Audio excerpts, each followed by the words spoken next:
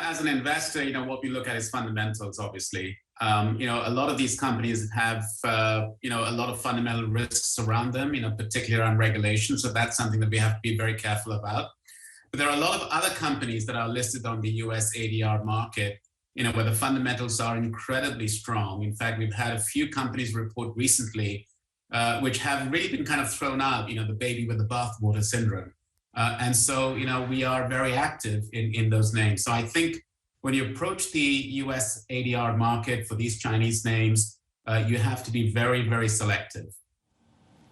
All right. What about if you're approaching them from an Asian perspective, if you're an investor that wants to gain access to these companies through the Hong Kong listings? We've seen, of course, a significant weakness there on the back of course, the policy or the overhang, the regulatory overhang that we've seen out of Beijing. But you claim that the Chinese policy reform is perhaps misunderstood.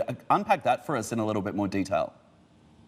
Yes, of course. We see Chinese policy as a continuum, ever since 2018 with the shadow banking reform and even before that.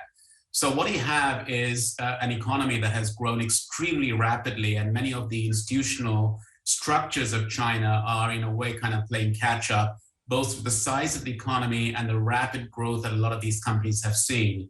So in many ways, what you see is macroprudential risk management coming into China. So, with shadow banking reform, where you had an incredible high, almost 30% of bank balance sheets being off balance sheets, lightly regulated and rightly capitalized, that reform was very, very much needed. And what you saw China doing is turning on the liquidity spigots just when it was needed for the SMEs and indeed for the property sector as well. What you see today is very much a continuation of the same, which is not all of the property companies are at risk. In fact, there are many excellent property companies that are, trading extremely well. But of course, there are some bad eggs in there that need to be looked at from a macroprudential standpoint. So what we see here is, fixing the roof while the sun is shining, I would say, from an external counter-cyclical standpoint.